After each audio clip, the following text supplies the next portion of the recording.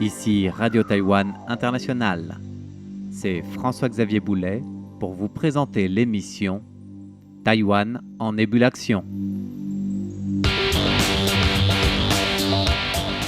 Le traitement des eaux en temps réel et à distance, c'est ce que propose, pour le présenter succinctement, la société taïwanaise Fujun Shuiju, dont l'approche technologique environnementale vient d'être récompensée. Ingénieure environnementale de formation et directrice générale de la compagnie, Cheng Yongjun a aussi eu un prix individuel décerné par la municipalité du Nouveau-Taipei, toujours en matière d'innovation au service de l'environnement. L'occasion qu'elle nous explique l'approche innovante de la société Fujun aux côtés du PDG du groupe Lin Xueting, avec les premiers aboutissements et les ambitions futures de l'entreprise afin de mettre en place des ressources en eau de qualité, une gestion économique maîtrisée et environnementale.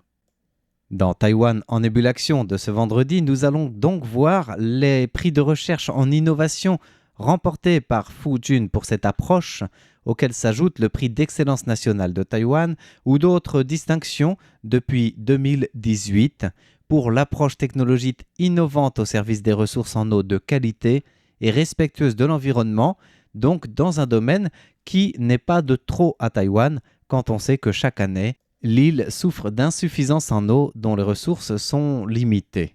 Alors avant d'aller dans le détail de ces prix d'innovation de technologie environnementale durable, la directrice générale Cheng Yongjun de Fujun nous présente un peu la genèse de l'entreprise.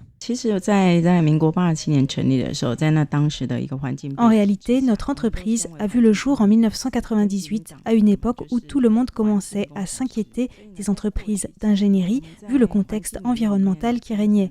Et nous étions des ingénieurs environnementaux. Nous avons développé notre approche sur le système de gestion des 4 projets majeurs de la Commission ministérielle de l'environnement, gestion de l'air, de l'eau, des déchets et des substances toxiques. C'est-à-dire que dans le travail, nous restons certes des ingénieurs, mais notre spécialité est environnementale avec la conception de stations d'épuration pour traiter et assainir les ressources en eau. Le premier vaste projet de Fujun fait donc référence au système de gestion environnementale SME qui s'appuie sur les normes environnementales du système de management pour responsabiliser les entreprises, les collectivités ou même les associations en leur permettant de s'organiser de manière à estimer, réduire et maîtriser leur impact sur l'environnement. Et c'est dans cette gestion environnementale que Fujun a voulu axer tout son travail de traitement des eaux usées, quand on sait que la plupart de ces eaux usées, une fois assainies et dépolluées, sont rejetées dans les rivières. Mais avec un système de gestion environnementale responsable SME, l'idée qui mûrit rapidement est de faire réutiliser ces eaux usées et donc de faire entrer une sorte d'économie circulaire au sein même de la gestion en eau. Lors de l'établissement du centre de traitement des eaux usées, nous avions l'objectif de faire des eaux usées traitées une des ressources principales en eau, même si nous restions à la base des ingénieurs. Nos tâches couvraient ainsi les questions techniques du traitement des eaux usées, mais aussi l'exploitation et la maintenance. Puis, au cours de ces 10 dernières années, nous avons changé notre approche pour répondre à la demande croissante face au manque d'eau et surtout au manque flagrant d'investissement dans l'exploitation des ressources en eau. Ce sont les raisons qui font que nous nous sommes lancés dans cette aventure. En réalité, nous sommes dans le domaine de la gestion des eaux depuis le début, mais depuis 6 ans, nous avons établi notre société spécialisée dans une gestion environnementale des eaux en faisant des eaux usées traitées la principale ressource et depuis ce tournant, c'est un projet qui semble retenir l'attention extérieure. Le PDG de Fujun Shuiju, Lin Xueting, insiste sur l'aspect de l'innovation pour distinguer les différents critères selon les besoins, car l'eau que vous buvez n'a pas besoin de la même propreté ou pureté que l'eau de vaisselle ou de bain, par exemple, et l'eau des semi-conducteurs doit être encore plus strictement pure. Autrement dit, il a fallu trouver une approche diversifiée basée sur la demande. Auparavant, nous travaillions surtout à la collecte et au traitement des eaux usées. Et progressivement, nous avons cherché à améliorer l'ensemble de notre travail et de la gestion des eaux en général, en même temps que les normes et exigences gouvernementales se précisaient vers une politique plus environnementale.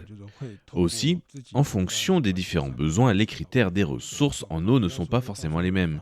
Par exemple, l'eau utilisée dans le secteur électronique et les semi-conducteurs doit être très pure, tandis que l'eau des besoins quotidiens en général peut être naturelle, sans le même degré de pureté tout en étant propre à la consommation. Il y a aussi les eaux usées recyclées qui sont souvent rejetées dans les rivières mais qui peuvent être converties, assainies et utilisées dans certains secteurs.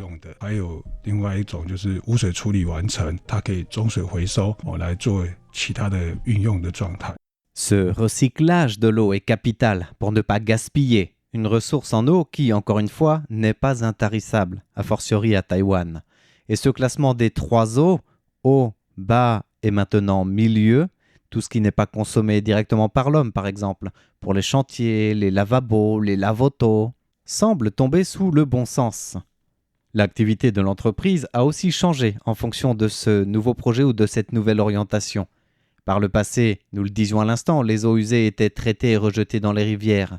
Ces dernières années, en raison des problèmes de changement climatique, les eaux usées peuvent être recyclées après traitement, y compris avec un niveau de pureté pouvant leur permettre d'être réutilisables dans le domaine des hautes technologies et semi-conducteurs. Et ça, c'est grâce à l'innovation technologique environnementale propre développée par Fujun. Alors ce qu'il faut, c'est que l'eau soit pure.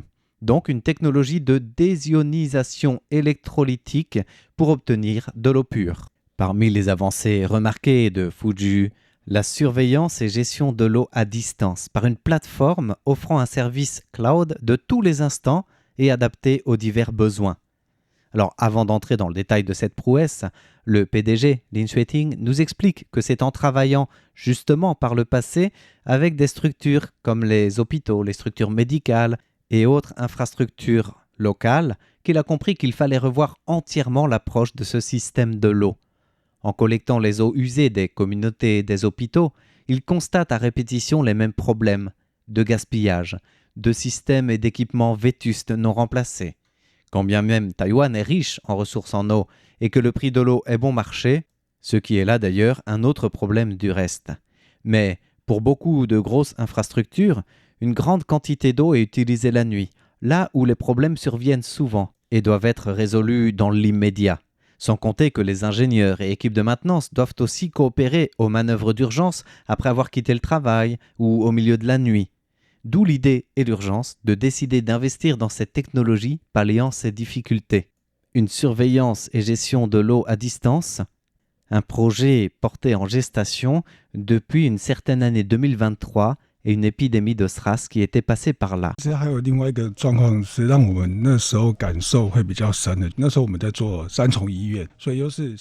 L'expérience du SRAS a été éprouvante et en même temps inspirante. Comme vous le savez, il y a eu des isolements et des quarantaines, mais nous devions aussi continuer notre travail de gestion, contrôle et maintenance, y compris dans les infrastructures hospitalières cloisonnées. C'était en 2003, mais cela nous a encouragés à chercher un moyen de développer une approche de travail et de surveillance à distance et de mettre au point cette plateforme connectée par laquelle nous pouvons aussi agir sur le système grâce à la technologie de dématérialisation. Et en parlant de ces technologies innovantes, le service de surveillance cloud est une plateforme qui permet de surveiller à distance et même d'intervenir à distance en apportant une variété de signaux dans le nuage pour les utilisateurs qui puissent surveiller et contrôler via un navigateur. Chaque signal, chaque capteur est configuré selon les besoins du lieu et lorsque certaines situations surviennent, l'utilisateur reçoit aussitôt une notification sur son appareil connecté ou sur son téléphone pour pouvoir activer le système de contrôle et intervenir. Des progiciels personnalisés peuvent aussi être ajoutés, là encore, pour renforcer les connaissances professionnelles, surtout dans les domaines industriels comme les semi-conducteurs ou autres industries électroniques. Mais ce système, également utilisé dans des infrastructures pilotes, comme des hôpitaux ou même un campus scolaire ou des villes-éponges communautaires, entre guillemets, ont permis de montrer que ce système permettait une meilleure récupération et recyclage des ressources en eau, que ce soit de l'eau usée, des boues, la production d'énergie au biogaz ou autres technologies, là encore liées à l'acheminement de l'eau et à sa récupération. Voilà pour ce tout dernier produit primé cette année par le gouvernement, prix d'excellence nationale, prix aussi individuel pour la directrice manager ingénieure en environnement qui a promu ce système, Chung Yong-jun, par la municipalité du Nouveau Taipei, ce qui encourage Fujun à aller de l'avant et commercialiser et généraliser son système d'approche renouvelée et circulaire de l'eau usée. Merci de votre écoute. C'était l'émission Taïwan en ébullition présentée par François-Xavier Boulet pour Radio Taïwan International.